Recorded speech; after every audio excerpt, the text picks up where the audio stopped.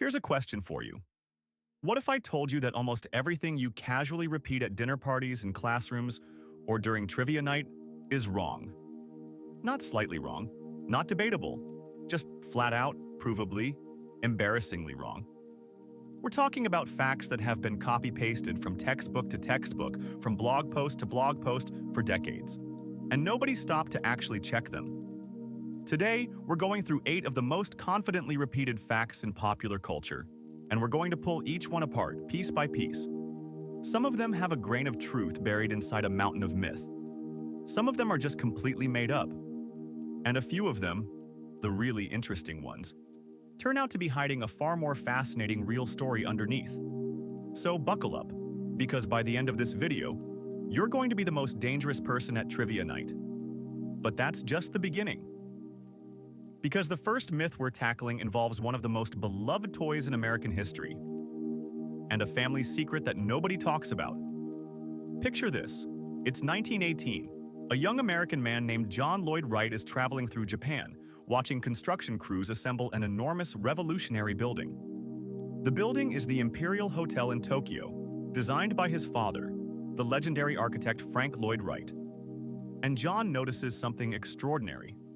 The foundation beams of the hotel interlock with each other in a precise, interlocking log cabin style, designed to flex during earthquakes rather than crack. John has a light bulb moment. He goes home, miniaturizes the concept, and invents Lincoln Logs, a toy that would go on to sell millions of sets and become an icon of American childhood. So yes, it's true that Frank Lloyd Wright's son invented Lincoln Logs. That part checks out.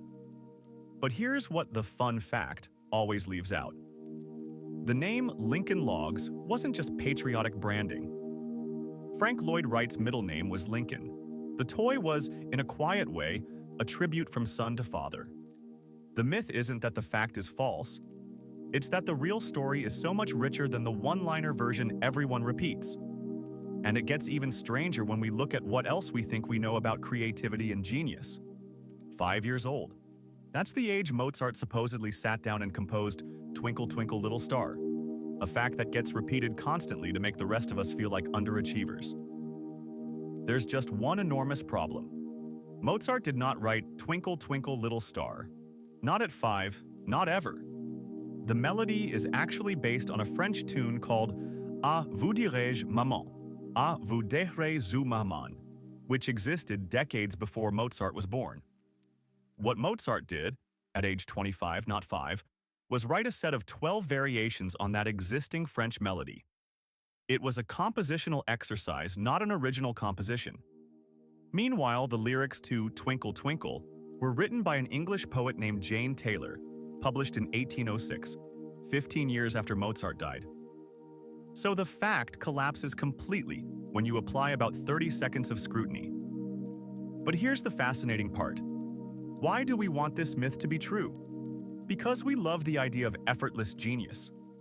We want prodigies to exist. We want talent to be magical and instant. And that desire, that deeply human bias, is exactly what keeps bad facts alive for centuries. Which brings us to something even more counterintuitive. You've almost certainly heard this one. You cannot fold a piece of paper more than 7 times, or 8 times, or 9. The number seems to shift depending on who's telling it.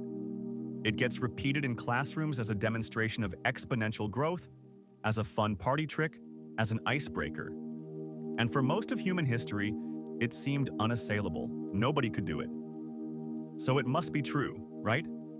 Then in 2002, a high school student named Brittany Gallivan sat down with a single enormous roll of toilet paper, over 1,000 feet long, and folded it 12 times. 12. She didn't just break the rule. She mathematically derived the exact formula for how large a piece of paper needs to be to achieve any given number of folds. The so-called fact wasn't a law of physics. It was a limitation of the paper sizes people were using. The real rule is about the ratio of paper length to thickness, not some universal constant. Once you understand the actual math, the myth evaporates. A determined teenager with a physics textbook and a very long roll of toilet paper changed what we thought was impossible. The lesson? Most "you can't do that" facts are really just Nobody has tried hard enough yet facts. Elephants are the only animals that can't jump. You've heard it. It sounds plausible. It sounds like the kind of weird biological quirk that nature would produce. And honestly, it's mostly true. Elephants, due to their enormous mass and bone structure, do not jump. Their legs are designed like load-bearing columns, and the physics of launching that weight off the ground would be catastrophically dangerous to their skeleton. But here's where the fact gets slippery. Elephants are not the only animals that can't jump. Hippos, hippopotamus, amphibious, hippopot, amus, amphibious, can't jump. Sloths don't jump.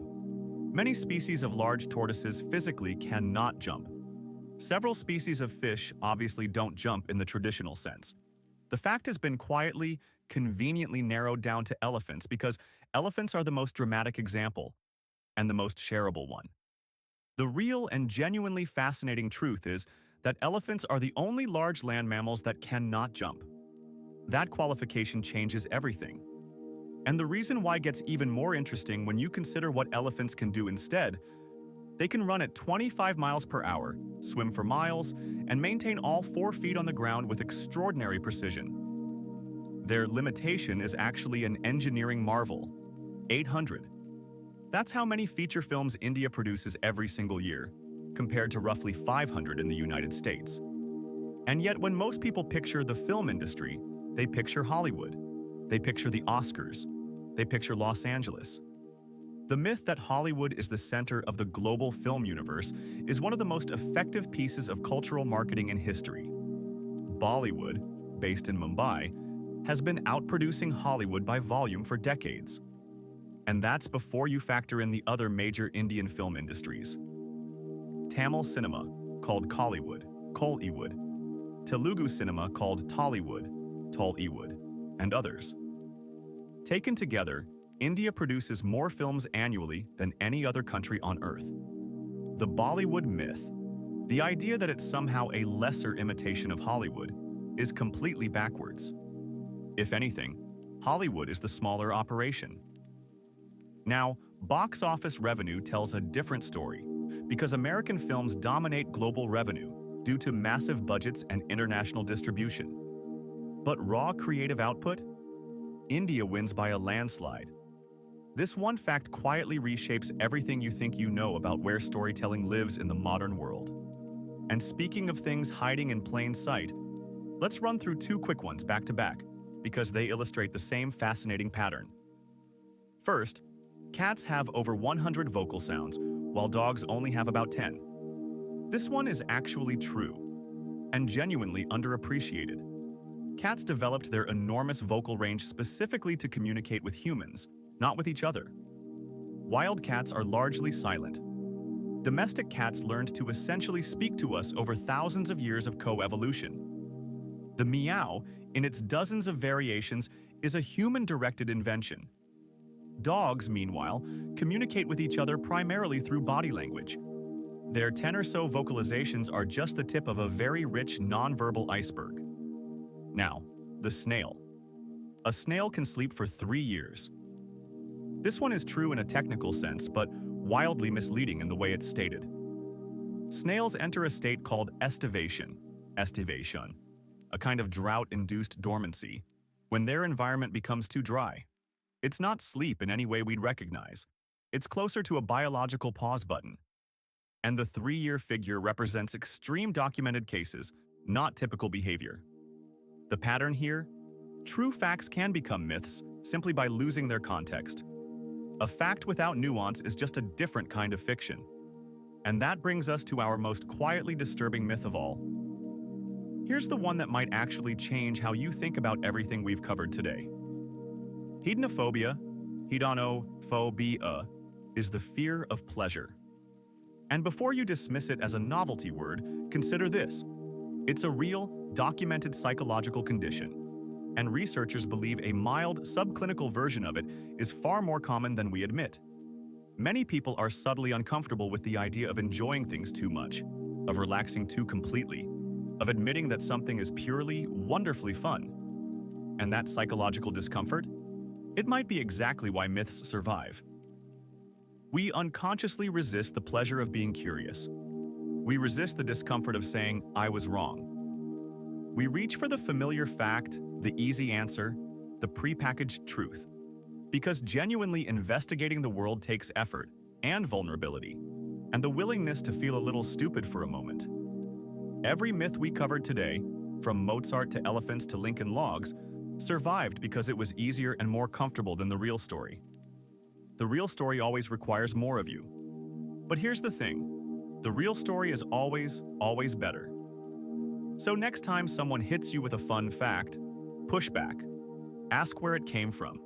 Because the rabbit hole underneath is almost always more fascinating than the shortcut on top. If this video cracked one thing open for you, share it with someone who needs their facts challenged. And subscribe, because we've got a lot more myths to dismantle.